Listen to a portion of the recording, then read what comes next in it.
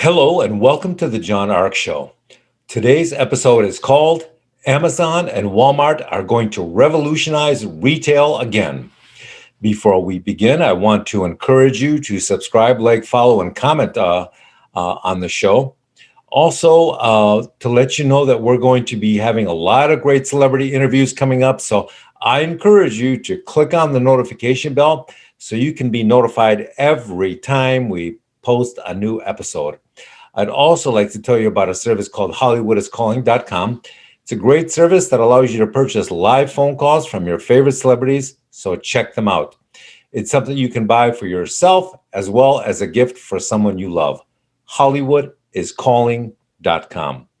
Now, let's get started. Amazon and Walmart may once again revolutionize the retail business with a new service option that many people will find to be amazing.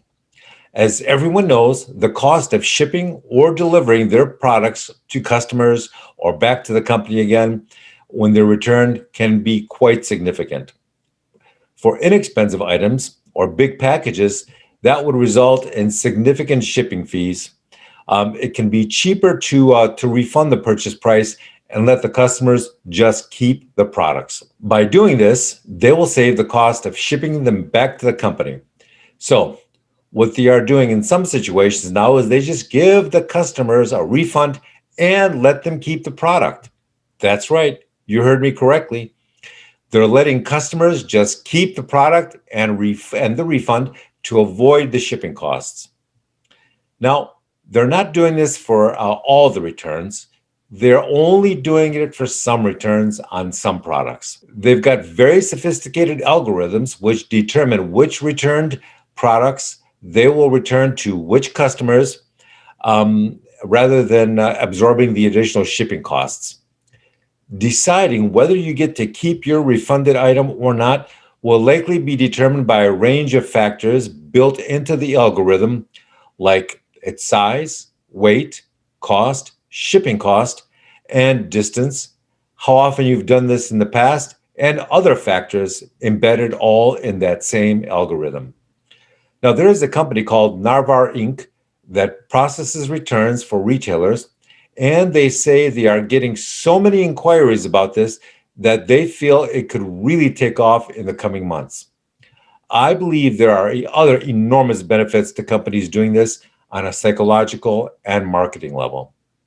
First of all, if this policy is formally adopted company-wide and put into place, and the marketplace and customers are made aware of it, then I think it will give a tremendous boost to their sales. That's because it will be seen as a tremendous gesture of goodwill and a very convenient new option for the customers who don't have to deal with the inconvenience of needing to return some refunded items. If you're thinking about buying something from Amazon, which may or may not let you keep a refunded item, or purchasing it from another company, which will always require you to ship the refunded items back to them, then I believe many people will choose to make their purchase from Amazon or Walmart. On a marketing and public relations level, I believe that a policy like this will be seen as very smart business and a great way to treat customers. Even though people will understand that it's just a cost savings measure for the company, it'll still save people the aggravation of returning things, and that'll be seen as a huge bonus for customers. Now, what about people trying to scam the companies like Amazon and Walmart and trying to obtain opportunistic refunds just so they can keep the items they purchased for free? I suspect that their algorithm will be sophisticated enough to detect when someone is trying to game the system and take advantage of this policy, and will block them from doing so by requiring them to ship items back if they appear to be taking advantage of the option. Here's something else that's really interesting about the possibility of these companies implementing such a policy. First, it'll be seen as very progressive and innovative on their part. But the other thing to consider is the potential effect it will have on brick and mortar retailers who are still clinging to life and trying to survive in this pandemic era. Once a potential policy like this is implemented, where do you think that most companies will be inclined to shop? A brick and mortar store that forces you to come back and return an item to get a refund, or an online retailer that may or may not allow you to keep it if they refund the purchase. I strongly suspect, once again, that this will be another large nail in the coffin of brick and mortar stores. If this policy is formally adopted and implemented, and more importantly, if customers everywhere become aware of it, then they will be further incentivized to shop online instead of in person at their neighborhood store. So, from an economic, marketing, public relations, and psychological standpoint, a policy like this would have a powerful ability to drive more customers to these large online retailers. If it is implemented, how often will they allow people to keep the items? At this point, we don't really know. And the retailers themselves may not ever disclose those details because they may have concerns about this policy being abused by the wrong people for the wrong reasons. There's another thing to consider if this is implemented. Could it compel brick and mortar stores to offer a similar policy on some of the items they sell on their websites? Could they be forced by competitive forces to allow people to start keeping some of those items by visiting the brick and mortar websites to ask for a refund? It certainly could be possible under some circumstances for some products, but I think that economically, it would be more burdensome for a brick and mortar store to adopt a policy like this than it would for a large online retailer.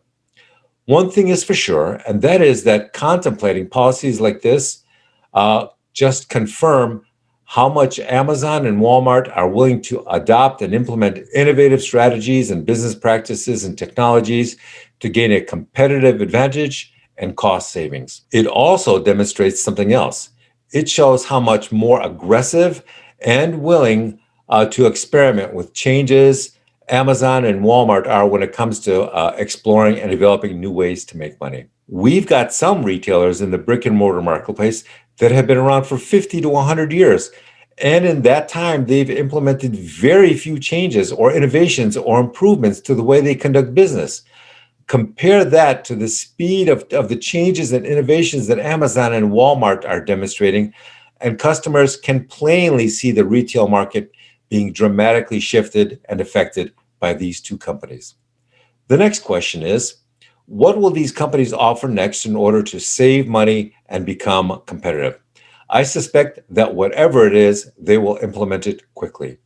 The other concern I have is what happens when you mortally wound or destroy most of them and put them out of business with this constant march towards innovation and cost cutting? What will happen to all those retail jobs that some people used to rely on just to survive? Will this make the marketplace better, or will it bring us one step closer to the creation of a more monopolistic online retail market where a few companies basically control the price of everything and are able to start raising prices because they have effectively eliminated most of the competition? I guess we will have to just wait and see what happens over the next few years. With that, I want to thank our viewers for watching and tell you that we're going to have more great celebrity interviews coming up, and we'll also have more breaking news stories in the future. So we want to encourage you to subscribe to the channel, like us, comment us, and follow us.